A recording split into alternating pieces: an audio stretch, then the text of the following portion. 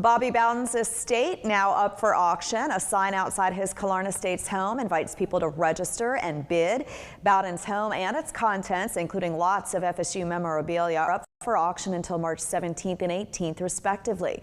Ryan Kelly shared a sneak peek of some of those items back in January and will be returning to the Bowden's home tomorrow to bring us an update.